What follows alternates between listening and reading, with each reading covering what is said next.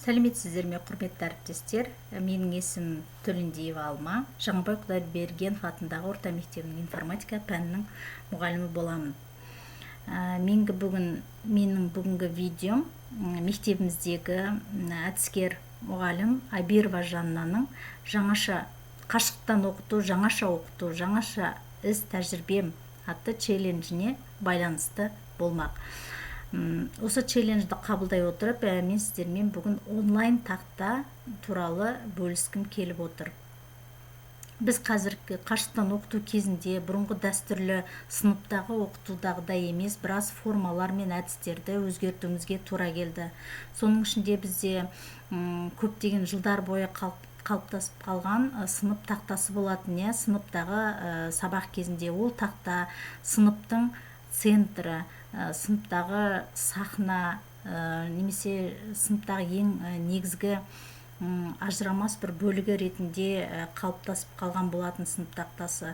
Осы тақтаға жазылған күн ретінен бастап, тақырыптан бастап барлық мәліметтер оқушылардың дәптеріне жазылуына, олардың сабақтың ең негізгі кезеңі ретінде естеріне қалып қоюға бағытталатын.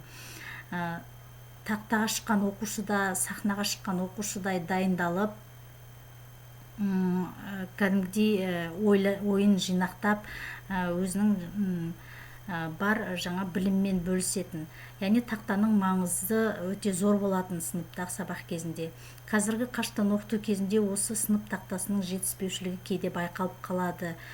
Енді бірақта біз сыныптағы бормен жазатын тақтаны интерактивті тақталарға алмастырғанымыздай, оны онлайн тақтаға да қазір алмастырып, сабағымызды қалыпты сабақ ретінде құруымызға болады екен. Өздеріңіз білесіздер, қазір Zoom платформасын көпшілігіңіз синхронды сабақ өту кезінде қолданып жүрсіздер. Соның ішінде мына демонстрация экранын бәріміз білеміз. Осы демонстрация экранын басқан кезде біз экранымызды демонстрациялап, көбінесе слайдтарымыз бен видеоларымызды көрсететінбіз. Енді осы жерде базовый бір элемент ретінде доска сообщения, яғни хабарландыру тақтасы деген болады екен. Осыны белгілейміз де, совместное использованиені басамыз. Міне біздің экранымызда ақ тақта пайда болды. Zoom-ның ақ тақтасы, яғни Zoom-ның хабарландыру тақтасы. Бұл кәдімгі сыныптағыдай тақтаның рөлін атқара алады екен.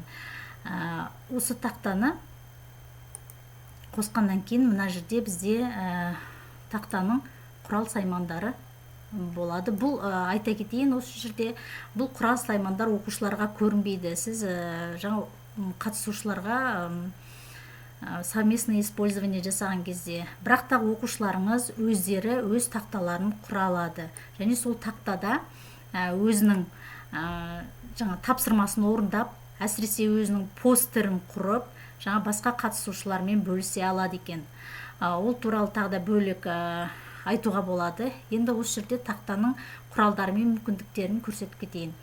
Бізде бірінші выберет құралы тұр. Бұл белгілеп алған объектілерді жылжытуға арналған, оны қазір жұмыс барысында тағы да көрсетемін. Енді текст құралы, бұл тексттер жазуға арналған, өзіміз білетіндей. Мысалға мен тақтаға бүгінгі сабағымның тақырыбын жазайын.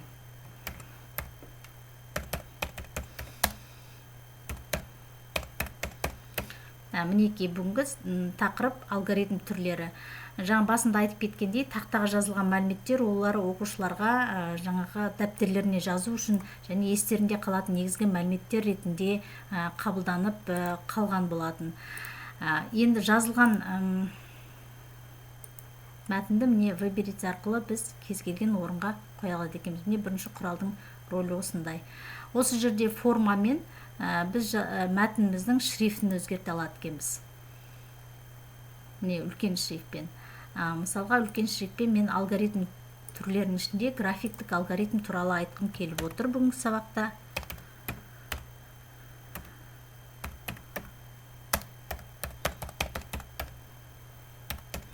Графиктік алгоритмдер.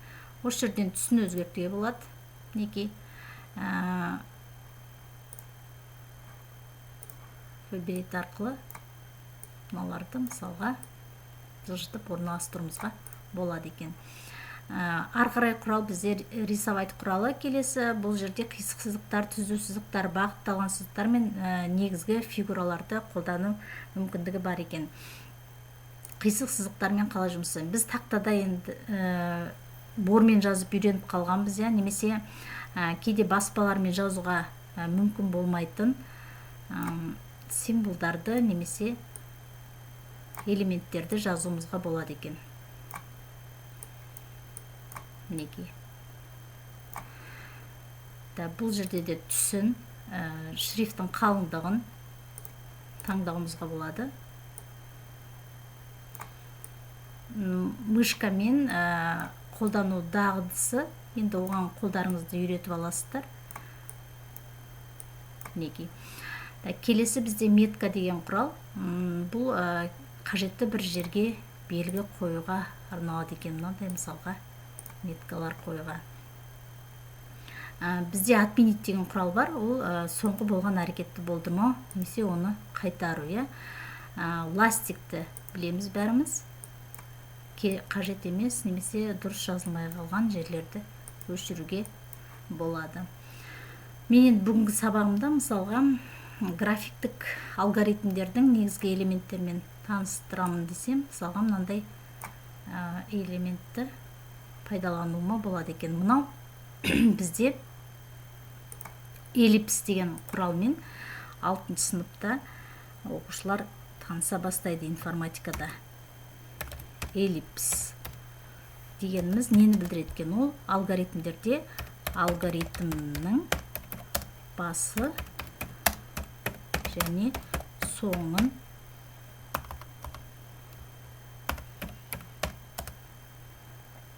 білдіреді.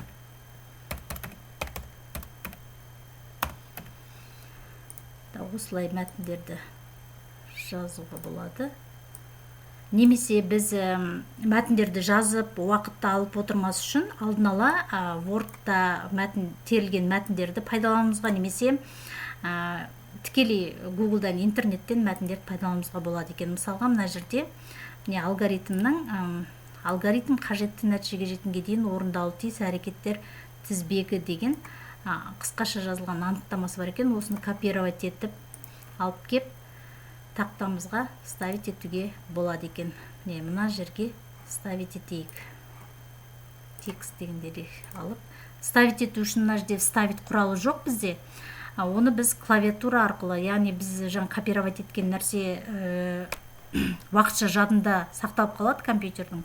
Соны біз пернелер, яғни клавиштердің комбинациясы арқылы Ctrl-V-ді басу арқылы копировать еткен мәтінімізді қоя алады екенбіз. Мына жерде мысалға шрифтін бірден кішірейтуге болады. Және түсін өзгертуге болады. Міне осындай мүмкіндіктері бар. Енді ары қарай очиститті білесіздер, ол тазалап тастау. Тағы бір айтатын, ол осциллирование указка ретінде қолданатын мүмкіндігі бар екен. Міне мына жерге назар аударатын жерлерді лазерлік указкамен немесе бағыттаушы указка арқылы көрсетуге болады екен. Одан кейін сохранить. Біз тақтамызды сақтап қойымызға болады екен.